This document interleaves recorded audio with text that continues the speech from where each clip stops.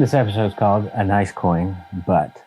And years ago, I kind of coined the phrase butt coins, where you describe the coin and you have but, and then you describe a characteristic or how you feel about the coin. Those are generally coins you probably shouldn't have bought in the first place. That is by far the biggest collector mistake, be it counterfeit, incorrectly graded, cleaned, damaged, enhanced. I mean, the list goes on and on. So we're going to look and kind of discuss this a little bit further with such as which of these two coins would you buy? Initially, they both look pretty good. Your 2 cent on the left and your quarter on the right. We don't have the luxury of rotating them around in the light to bring out scratches, contact marks, tooling, anything like that. But we are seeing nice luster on the one on the right. Hopefully you didn't buy either of them. When we do rotate the 2 cent around in the light, we see a large scratch going across the central device. Could be a no grade. Either way, it's a coin you're going to own for a while. And you probably didn't want the scratch on it. The other one, unfortunately, is a fairly well-made counterfeit. It's actually better than the U.S. Mint's version, and they went in and they recut those horizontal lines on either side of Liberty. So that's why we call them butt coins. It's a nice coin, but on this coin, it looks like a great coin, except it's got some staining on it, which could potentially keep it from grading. Buying coins you shouldn't have bought in the first place is really the most common mistake. And there's a whole host of problems that you'll see with that, such as grading issues, improperly graded. The dealer might have it graded too high, or you graded it too high when you bought it. Problem coins. Problem coins are coins that don't have their original surfaces, be it harshly cleaned, a light cleaning, a slight impairment of the luster, maybe a spot removal, or a whole host of problems that we could discuss at length. Authenticity, of course, being a big one because it's kind of a mute point at that once you've bought a counterfeit. Or a date and mint mark alteration. Some people have way too much time on their hands and will sit there and actually tool a mint mark, remove a mint mark, or they'll alter a digit in the date. And of course, conservation issues, whether there is a residues on the top of the coin and you remove them, you find out the coin's harshly cleaned underneath. Whether there's problems that can be removed, problems that are going to reveal more significant problems. Conservation issues frequently result from improper storage, which we'll discuss a little bit later.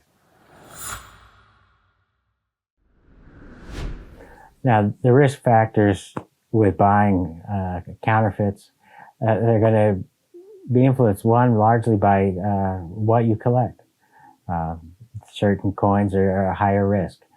Key dates, key mint marked coins, 1893 S dollar, a 1909 S VDB Lincoln cent, the 1916 D dime. These are all high risk coins and they're easily teachable.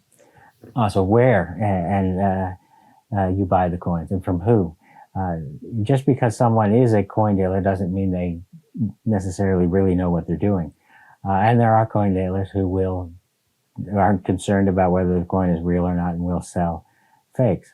There are a tremendous amount of very, very reputable dealers, but even dealers can make a mistake. Most will stand behind the mistake they've made. Some areas that tend to be a little bit higher risk, flea markets, gun shows, pawn shops, online. There's no shortage of great coins and awful coins on your online marketplaces like eBay. Reputable dealers. It's always a dealer's going to stand behind his stuff because he's in the business for the long haul. And then vacuum dealers. In vacuum, that term will apply to not only the dealer, but also how you are as a collector. And that is, there's dealers that deal real retail, lots of proof sets and stuff like that. So they don't have they don't usually come across gold or the higher end coins, and they're in a vacuum. They're not being exposed to a lot of this, so they just don't know. And you'll find that with collectors as well. Raw or certified, the important caveat with that is that you buy a coin that has a guarantee. And familiarize yourself with the guarantee. The services aren't ashamed of their guarantees. They're quite proud of them, and you can read them. There are limitations to the guarantee, but if you don't buy a coin that's guaranteed, then you're just getting expensive plastic. The grading service will stand behind their guarantees and the coins they've certified, and sometimes deviating from being a little bit more generous with their guarantee than is stated, for good customer service. But your major services are PCGS, NGC, CAC, and ANEX. That really, they all are guaranteeing their product, and they stand behind what they do. The condition of the coins. This used to be pretty accurate, but we're seeing kind of a shift. Counterfeits about uncirculated and uncirculated, typically, but your early copper will run the range on grade, and then a lot of your Asian counterfeits, your Chinese-made counterfeits, will run the range on grade. But typically, a good struck counterfeit is going to be an uncirculated coin. If it's about uncirculated, it's probably been in the pocket to kind of make it less obvious. Alterations are typically going to be circulated coins. It's easier to alter the surface of the coin when it's already been impaired somewhat by circulation. Uncirculated coins are becoming a little bit more common, it seems, but they do have surface problems, why they alter them to make the money on the upgrade.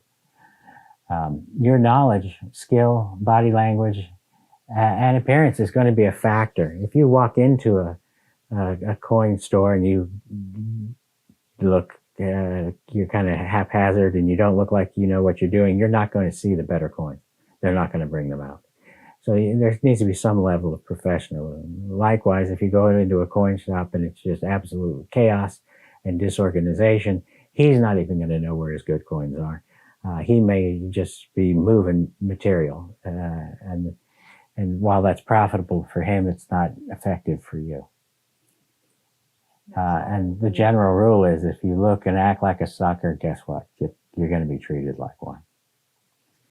Okay, as far as risk, I mean, if you want to assess it, your higher risk is uncertified coins, gold, key dates, where you buy the coins, but uncertified is a very it can be very risky, especially these days. Lower risk is going to be certified coins, coins you've bought from reputable dealers,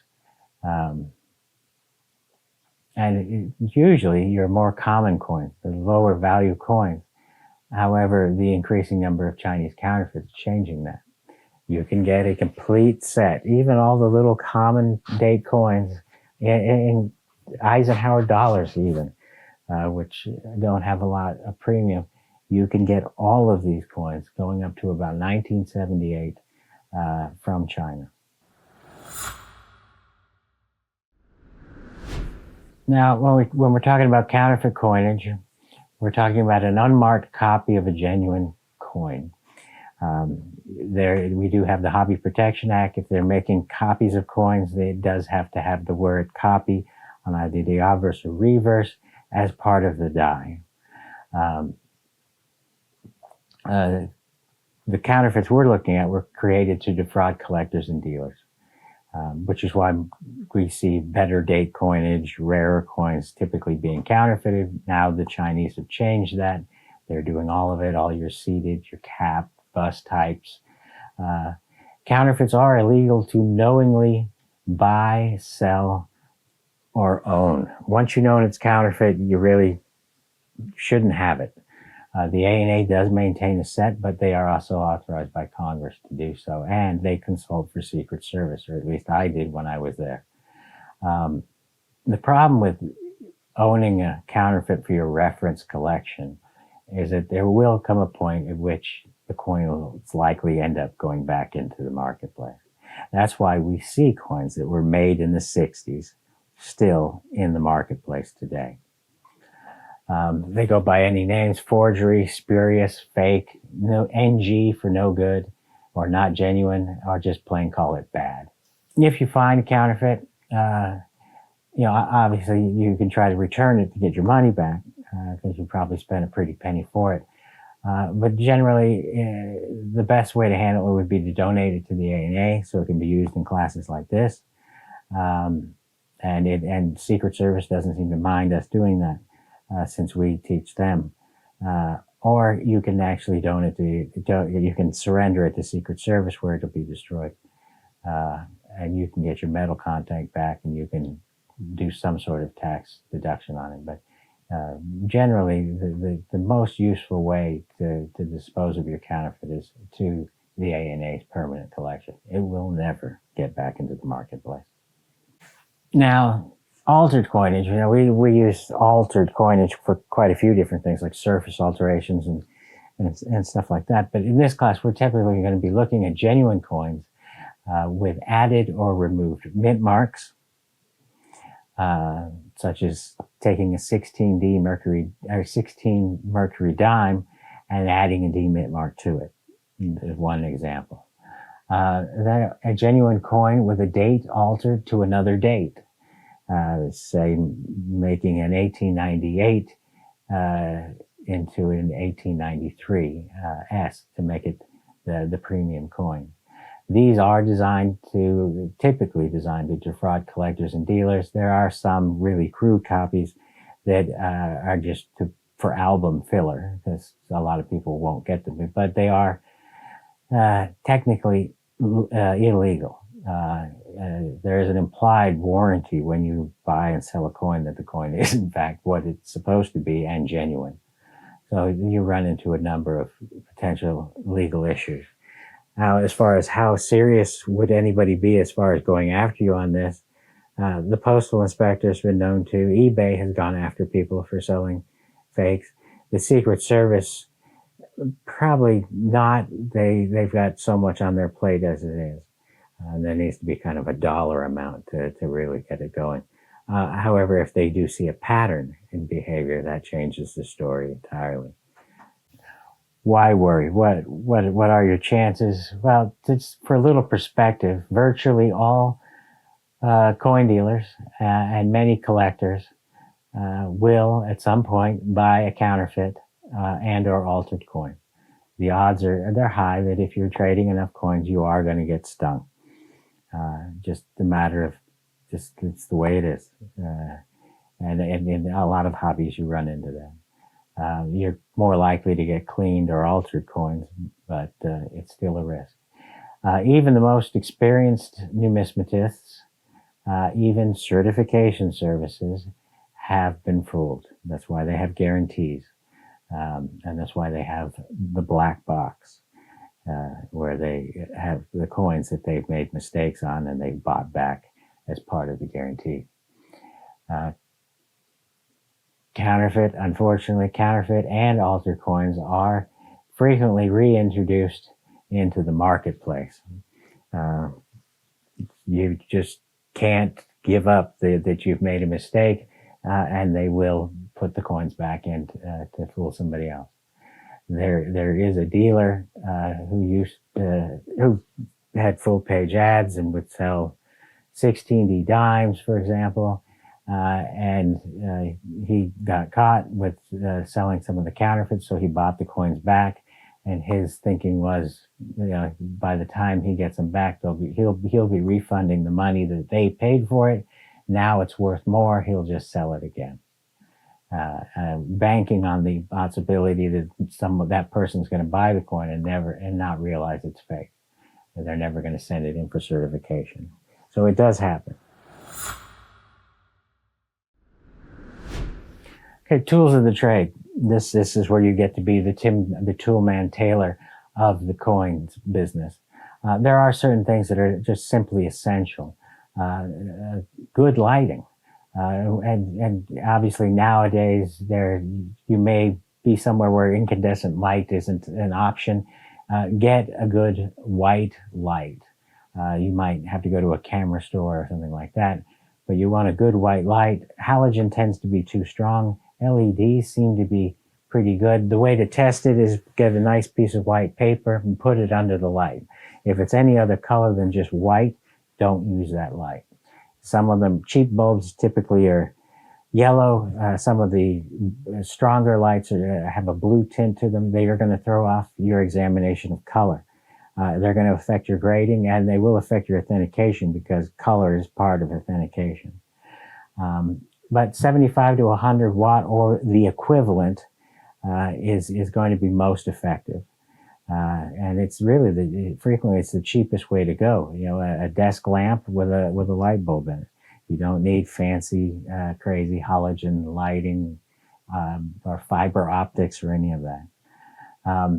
Moving on to magnification, it is essential, especially as you get older. If you're going to go in to look at a mint mark, you need good magnification.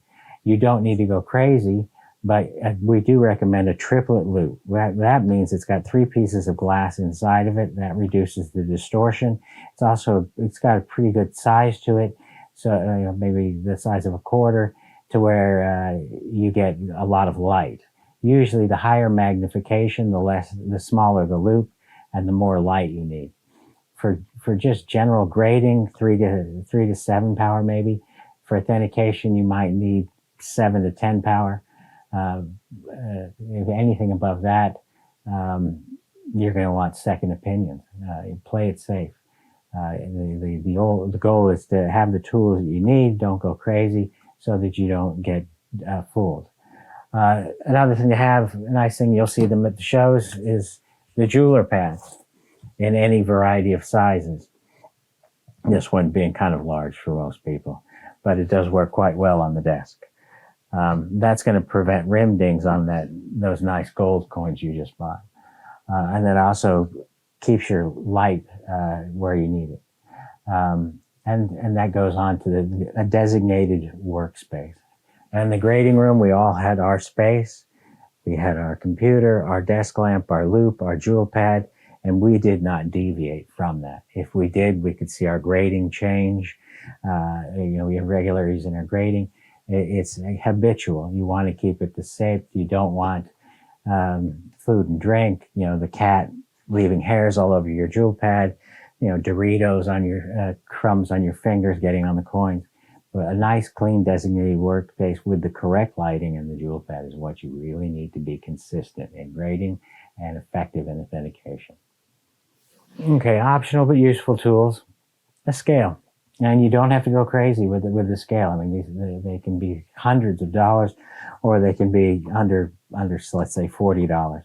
A nice little digital scale, with some degree of readability. Usually 2 points past the decimal is useful.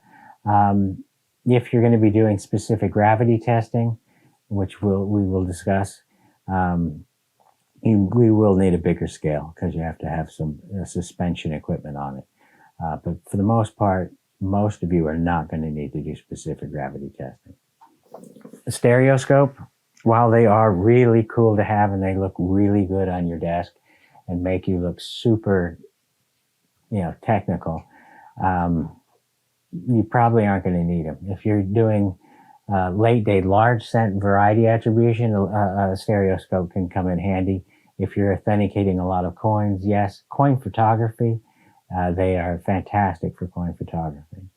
But a stereoscope is typically overkill. It's going to be more than you need. It's going to collect dust. Digital calipers, for $20, you can't really go wrong. You can get them on Home Depot or eBay. They can be useful, but you do need to get it. A $20 pair is going to be readable to the 100th of a millimeter, and that's going to be useful, especially if you're doing colonial coins, ancient coins, things like that, where the measurement is usually included in the certification. Now, your certification services, they take a lot of heat, and there's a lot of speculation and rumors and urban legends and stuff like that. But basically, certification services, the reputable ones, are there to provide a valuable service. They're not out there to scam you or play games. But not all services are created equal, and that's an important consideration. Some are market acceptable and some aren't. And some are more market acceptable than others. And you need to kind of understand that and make your decision as far as what service you like. But one of the keys and one of the most important reasons to pick a particular service or another is, one, the guarantee. How much do they guarantee? How many limitations do they have to that guarantee? And even more so, their market acceptance. Some services familiarize yourself with it. They're usually on. You can usually find the guarantee on the website. If not, they'll more than willing to send it to you. What is actually guaranteed? Some guarantee copper color, some don't. Some guarantee all of your U.S. coins, and some may have some limitations on your foreign coins, which is understandable. Find out what they are, the conditions of the guarantee and the limits of the guarantee, and don't go cracking holders and expect them to keep that guarantee in effect. You want a guarantee of authenticity, grade. Some will guarantee the attribution. There have been back and forth on guaranteeing color.